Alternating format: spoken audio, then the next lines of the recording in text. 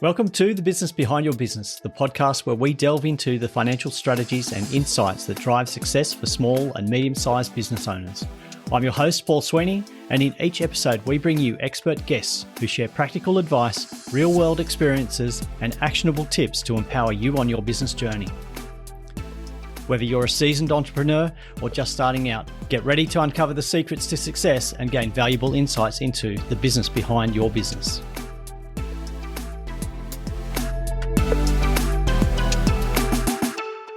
Now, we all know that running a business can be really hard sometimes, and sometimes we just find ourselves in a bit of a mess.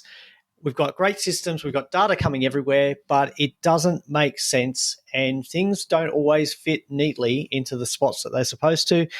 And sometimes we just get too busy to clean that and manage the data that we have. That way we can't make decisions. We don't know where we're heading. We get ourselves in a mess. That's when the stress starts to happen, when we make bad decisions. And we want to avoid that. So today we've got a special guest for you, Sonya Corkery. She's going to help us understand, but also what we need to do to fix some of those issues that are happening with the data in our business that are out of kilter, holding us back, making wrong decisions. I'm going to go through some simple steps on how to clean up our data, because data is critical to decision making, but we often get things out of whack and mess. And we don't want to turn this into a huge exercise. We want to make it clear, concise, and structured so that you can have a smooth operation and you can concentrate on running the business that you are really good at. Sonya has a lot of experience, lots of tools in her kit bag. She's a business owner, a wife, a mother. She spent decades streamlining her own business, which is Clear Plans Consulting, the family business. And through that consultancy, she's discovered a lot of the issues that we're dealing with today, and she's also discovered the fixes for plain English, and we're going to really get some benefit out of this conversation. Clarity about how we structure things going forward. She's helped a lot of business owners take back control, understand what's going on in their business, and move forward.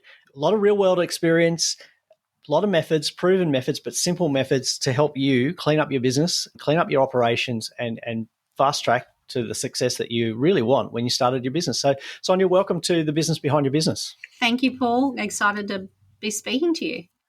Yeah, look, it's exciting because, it's not the accounting nerd in me that's excited because we're talking about numbers and data, but I'm excited because it's a frustration that a lot of business owners have. It's a frustration. They're often in business because they're good at something. They want to make a living out of it, no more than a living. They want to really do well with the skills that they have. But we've got these issues that we have to have data, we have to have systems, we have to have compliance, and that's where things get messy and go wrong. Why is that so? Well, I think that it's a lot of the time, as we all know, we don't know what we don't know. And so we can be bombarded with a number of different programs, people's experience. And so we're trying to take information from multiple sources and try to work out what works for us as business owners. Now, it could be a trade-based business versus a hospitality business, but ultimately the fundamentals are the same. And so what I try to do is actually simplify that down for that business owner and say, this is a base structure is what we can implement or what you should need. And anything above that, could be something that's just an added extra. But ultimately, there are systems and processes out there that can do a multitude of things. So why would we have 5 different programs when one will do, essentially?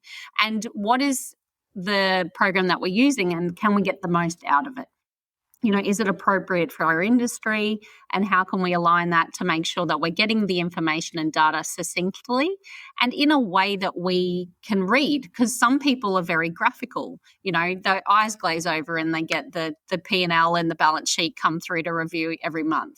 And so they need that information in a way that speaks to them, that they understand and can utilize freely. And if you're having, multiple staff members utilizing these business structures, systems, processes, it's got to be in a way that is palatable for everybody. And so we get overwhelmed because there's just so much out there, Paul. Like, there's so much to choose from in this day and age, right?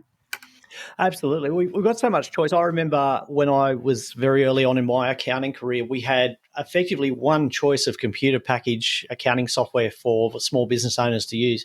Now we have a multitude, but we also have thousands of other add-ons that work to help solve particular issues with our business or make that more streamlined.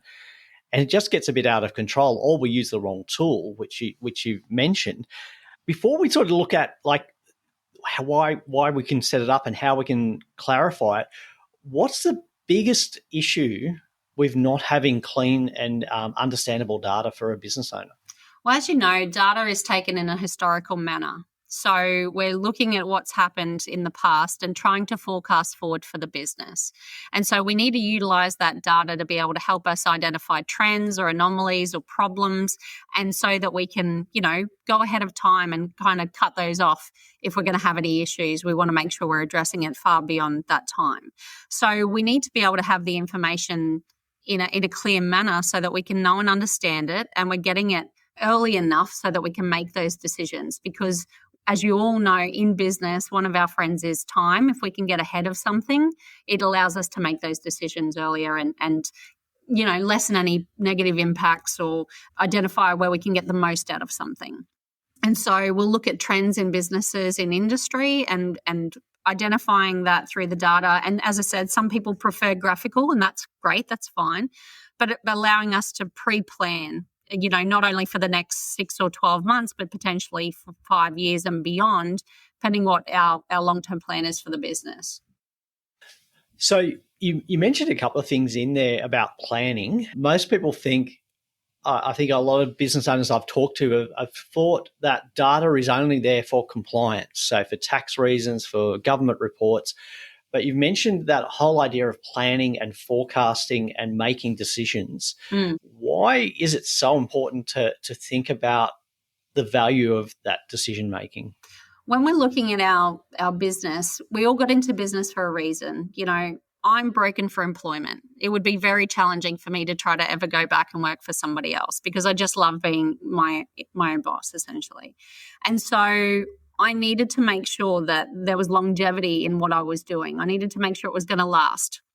A lot of people just get frustrated, and they might be a tradesperson. They go out one man with a van, as we say. But you need to know and understand, how long can you make that last? How much do you need? Where is the money coming from? Where is the business coming from? And if we don't effectively plan on what we want to achieve, it's very challenging to be able to navigate our way there. And so, okay, well, if I need to bring in $500,000 worth of business, how many leads do I need to bring in and convert to generate into that $500,000? And then what of that would be a percentage of profit? How do I navigate that information to be able to put aside money for taxation? Do I need employees?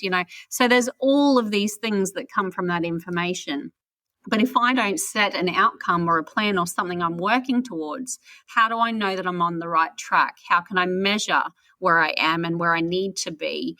And that's what the data gives me. It gives me the pinpoints, the benchmarks of, yes, I'm on track, or I'm falling short of where I need to be. And then what do I need to do now to, bring that back up to where it needs to be, essentially. So I love the strategic plan. I'm all about the strategic plan. My background is planning. So I do love it. But the data, just gives us that, yes, we're on track. And to fulfill that in ourselves, to say, yes, I feel good, I can sleep tonight because, the money's going to be there, versus I don't have money to pay wages this week. What am I going to do? It's pretty important stuff. So I'm guessing, I'm not actually guessing. It's a very much an educated guess based on what I've seen in 30 years of accounting, is that when the data is not right, the decisions you make are going to be wrong. That's correct. Absolutely, yes. Absolutely, yes. And if it's not up to date enough, it's challenging to make a decision. If you're looking at your accounting software, for example, and it's 6 months out of date, it's very challenging to be able to make the right decision. You just don't know what's going to happen. And I understand why they do this, but it is a challenge, make decisions on their bank account balance. And that's what they do, because that's the only data that they have at the time. And often that data is incomplete because, like you mentioned, it's not telling you about how many leads you've got coming in, what margins, how much profit you're actually making on a sale, how many sales you actually need to make a level of profit so that you've got cash in the bank. It's a lot of information that you can miss just by managing data on the bank statements. Yeah. Uh, I know. It's hard. And that's what happens, Paul, is people get overwhelmed and they just go, oh, it's too hard. I just want to do my trade. I want to do what I'm good at. And, this is really challenging, so I'm just going to park it over here. And what happens is, obviously, as you know, that compounds, right? And, you could get yourself into a position where you may owe a lot of tax and you haven't provisioned. And then that's a challenge that it's difficult to overcome and takes a lot more time and planning. So that's, where people like your specialists come in to help and support you to get that data and then make those decisions in an informed way. So we've got you mentioned there are a lot of systems out there. We often have multiple systems working in our business and data going crisscrossing everywhere, not tidying up. Where do you start to clean up your data? So there's a couple of main avenues I would look at when I'm looking at a business and I'm doing a bit of an audit on a business. Now, obviously, financially, an accounting software is a great thing to have. I think a lot of people get past that point of progressing past an Excel spreadsheet because it's just so cost effective now. You can get a basic account with an accounting software for not that very much each month. And that'll be able to give you that reporting aspect quite easily as well. We talk about the bank account structures and making sure that, you look at things like possibly a profit first model. There's a great book out there by Mike Mollowitz. If you haven't read it, something I would suggest you look at. And having that coupled with that accounting software makes things extremely visual and easy to look at quite quickly. And then we're talking about the actual operational running of the business where, you would have a workflow system. In a trade-based business, it might be a Simpro or a ServiceMate or something that can also report to you and give you some data on the actual lead generation of that aspect of your business. And so I would say at least those three things. And then we talk about, if you do need for compliance to store information, we look at cloud-based software such as maybe Box or Dropbox or somewhere that there's information can be accessed from anywhere. But, now even in your Office 365, you have the ability to have that cloud-based storage as well. So you don't need to have a lot to be able to run your business. And a lot of these little plugins, say Stripe and other programs that can allow you to take payment quite quickly and get that money in as quick as possible, they integrate with these programs existingly. So it's not like you have to add a whole new thing, for your business. It's not like 20 years ago where you went into the bank and you had to set up a whole FPOS and it was a whole deal, right? The great thing about this day and age is there's so much more available and it's so streamlined. But after the initial setup takes place, it's just maintenance. That's all it is. It's just inputting that data correctly and in a timely way so that whatever you're pulling is pretty accurate. Yeah. So a couple of the last points you mentioned there, set up correctly, streamlined maintenance. I've seen a lot of instances where businesses haven't taken the steps to set up their software correctly. What's the risk of self-doing a software setup for a business owner? So when you're in business, one of the first things I really like to talk to a business owner about is what their value of time is, their time versus dollar. So, is it a $20 an hour task, a $500 an hour task? Where is your time best spent in your business? And usually, I'd say 9 times out of 10, it's actually building the business itself. So giving yourself a task to, say, set up a brand new Simpro, for example, which would take you weeks to have it to the standard that you're probably expecting, versus paying a fee for somebody to come in and implement that for you, getting the information how you would like it to run and look like. It's just so much cost effective in the long run, and you can do so much more with your time essentially to build your business, create new leads and get more sales, which would then justify the cost that you've just paid.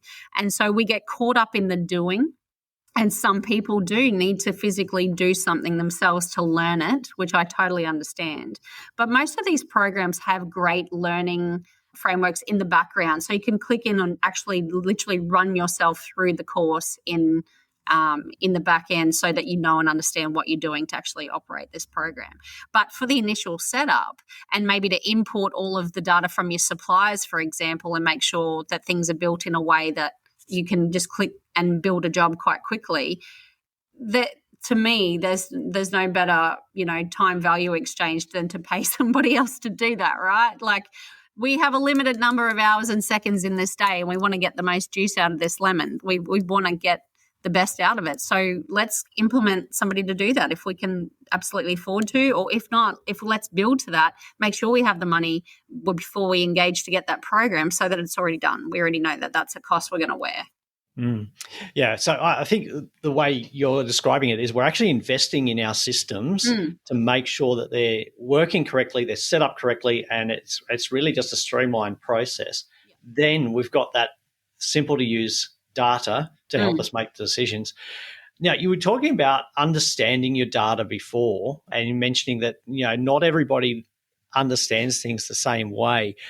Most traditional reporting is profit loss balance sheet, which I would say that probably 9 out of 10 business owners struggle to understand what they actually are looking at when they're looking at those figures. But a lot of the tools these days have a lot more, dashboard visual displays. How can that help a business owner?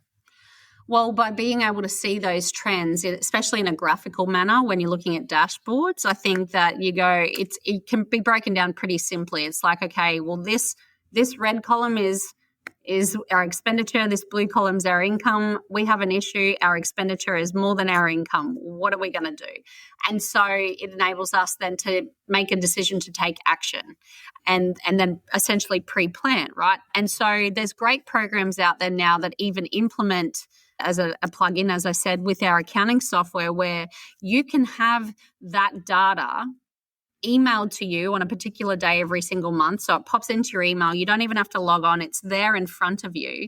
And it's in a graphical manner that you can just flick through in a couple of pages and go, yes, I'm on track, or no, we have a problem. We need to review. We need to do something now. And so it's almost like a little health check that we build in for people. Even can be down to a tick or a cross, or this isn't meeting the percentage we set and this is, and being able to, set budgets essentially for the business. We try to do that before the new financial year kicks in. So when we're getting that data emailed to us, it can be a single pager. It's really simple. People can know and understand it quite easily until they build that skill set to really get in depth down into the P&L and balance sheet and really understand what it is.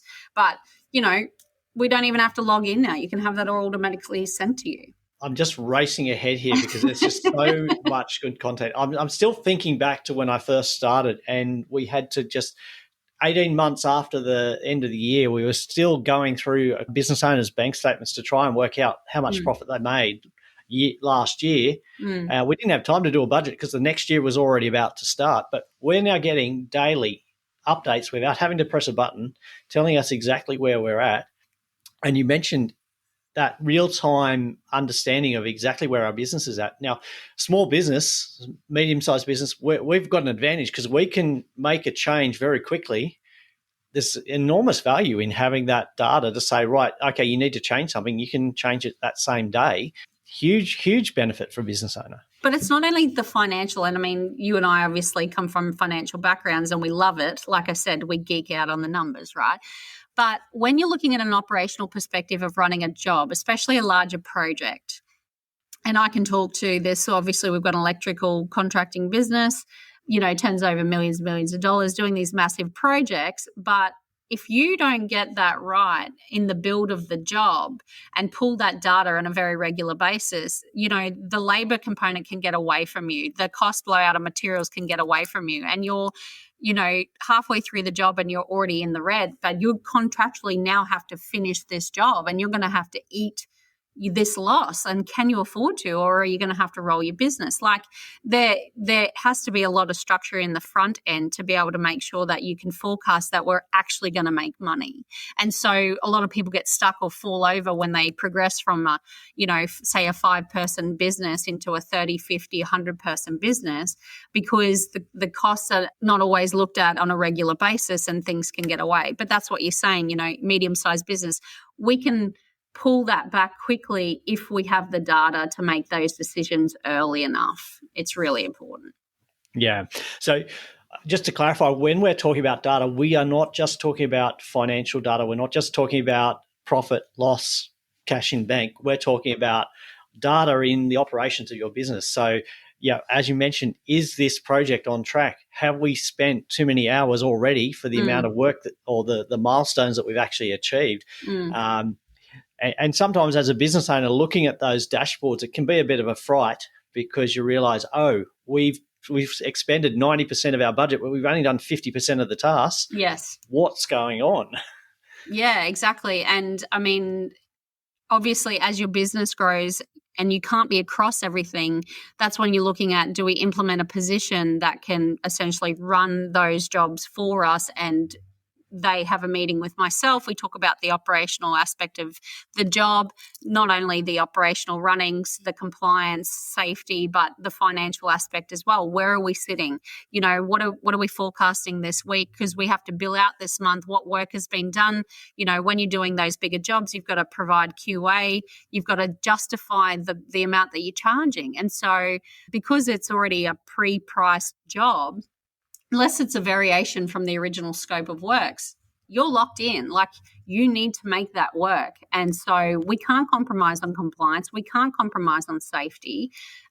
So what do we do? And that's where we need that data to make those decisions at the time. So a lot of value in getting your data set up correctly, making sure that it is streamlined. And I guess the other thing that we haven't mentioned specifically, but making sure you do something with what the data is telling you. Yes, yeah. It's the catalyst to make the decision, because even no decision is a decision, right? So you will continue on that trajectory until you make a decision to do otherwise. And we'd like to make a decision based on data and our gut feeling generally about things. You know, the boys on site will tell you if things feel off, or if they, you know, see that, you know, people are resigning hand over fist from that main primary who's running the job. And so you need to make decisions and go, well, even though things are running okay now, do we need to think that this job might fall over because they're not running their business effectively, which we don't have control over. We only have control over what we are doing and our contractual obligations to that primary. But we need to make sure that we see it for what it is, but don't look at it through rose-colored glasses, right? Like, the data might be okay now, but if you're getting a feeling that things aren't running well, you still got to be able to make decisions ahead of time, utilizing that intuition as well, that gut feeling we talk about. So I always say, make a decision on gut and data. You kind of got to get both working to make sure it's all systems go, because if the data's no good, then it's a no good. If the gut feeling's really bad and you're based on your experience, then make sure you take that into account as well. But yeah, you have to essentially make a decision to do any other thing. So there's a lot of value in having that data there correctly, a lot of power in your decision making. So if I'm a business owner listening here, and I've gone through this conversation and I thought, my data's in a mess, I can't make those decisions, I can't get those reports and make those decisions daily. If I come to you, Sonya, what's the first step that you're going to take me through? So essentially we sit down, we have a lot of conversations around, we talk a lot about the why you got into this, what are you planning on doing with your life, what you want to achieve, because I always like to reverse engineer things back. That's as I said, financial planner by nature. And so I want to look at what you're doing and is that actually going to get you where you need to go? If it is, great. But what we do is then we go through and do a bit of an audit of the business as far as the operational aspects, the financial setup, the structures. We're working with your specialists, your accountants, solicitors, brokers, and we make sure that we align everybody on the same trajectory to where you want to go. And I will then go through, cut out any unnecessary expenses that you don't need. And instead of absorbing that money back into just the everyday, we're going to make sure we have a plan for that money to get you where you want to go. And so we're really kind of looking at multiple things at once when we're doing that review for you. And we will give you some macro level steps and what you need to do. And then we essentially will help you break those down so that you have actionable items every week that you can achieve to keep moving yourself forward. So you have the general just running tasks of the business, but then there's the actual growth of your business and your strategic plan. And that's why we make sure that your accountant is on board, your broker's on board, solicitors on board, so that you're protected, because anything you're growing needs to be protected as well, and that you know and understand the plan, and those guys can as well to get you where you need to go. So that's a great strategy, a great plan, and also building a great team around, because it can be a very lonely exercise as a business owner. But the way you've developed that, you've got that whole team of, I guess, experts in the pocket to help you achieve your goals, the original goals of why you started your business, which is really important. Because look, if you can't meet those goals, then the question is, why are you still doing it? Yeah. And as I said to you before, we were joking, like broken for employment, right? I don't want to go back and essentially work for anybody else myself.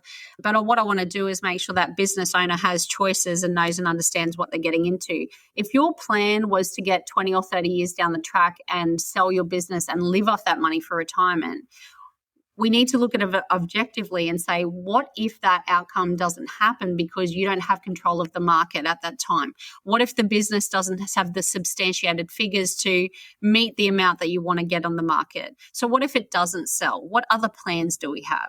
And so we talk a lot about that and educate the business owners on what other options there are, so that they can make an informed decision and go, right, well, I'm actually going to look at, building a bit of a wealth portfolio outside of the business with my, solicitor, my accountant, and all my strategist people, to be able to have something else, so that if this doesn't work out, or I've had enough in 10 years' time, not 20, I have options. You know what I mean? Just so that you can do something else. That sounds like a great way to look at it. I think, where do we start? I think if one of the first steps could be to reach out to you and have that introductory call. How would our listeners go about doing that? So you can find me on all of the socials. You can find me online at clearplanconsulting.com.au. You can book directly through the website for a complimentary conversation, which is always good to talk to other like-minded people and other business owners. And at best, you'll have a great conversation, pick up some tidbits along the way. And then if you choose to work with me, fantastic. We love working with all of our fellow Aussies. But yeah, you can follow my content and maybe, learn something even from that along the way. Great. We'll put all the links to Sonya's resources and how to get in contact with her and book in that discovery call in the show notes and also on the website. So that resource will be available to you. So make sure that you take advantage of it. Sonya, it's been a fantastic conversation, not just because I'm an accountant and a numbers nerd, but because you've given us some real practical advice and tips on why we need to get our data in top shape and what we can do with that data to help us grow the business and achieve the goals that we set out to achieve when we started. It's been a pleasure. I've really enjoyed this. I've learned a lot as well, but it's just reinforced some of those key foundations of why it's so important to have your data in place and the purpose of that. If there was one thing that you would encourage people to do if they did nothing else today, what would that be? I'd say if you haven't already read Profit First by Mike Mollowitz, that's something I'd definitely start with as a framework, just to get the basics in line. And I'd really reach out to your specialist and have a conversation about your plans, your big goal, and what that looks like. Because if they're not working alongside you and they don't understand what you're trying to achieve, it's very challenging to make sure you get where you need to go. So if you need help with that, please reach out. We'd love to talk to you. And thank you so much, Paul, for having me on. It's been a great pleasure today. It's been fantastic. Sonya Corkery, thank you for helping us out on the business behind your business, and it's been an absolute pleasure. That's a wrap for this episode of The Business Behind Your Business. We hope you found today's discussion insightful and valuable for your business journey. Before we go, don't forget to subscribe to our podcast on your favourite platform. Share it with fellow business owners who could benefit, and send in your burning questions, because we love hearing from you. Missed any of our previous episodes or looking for additional resources to help grow your business? Head over to our website at thebusinessbehindyourbusiness.com. There you'll find our full archive of past episodes, along with show notes, transcripts, and links to valuable resources mentioned in each episode. Your journey to business success continues at thebusinessbehindyourbusiness.com. Until next time, stay inspired, stay informed, and keep building the business of your dreams.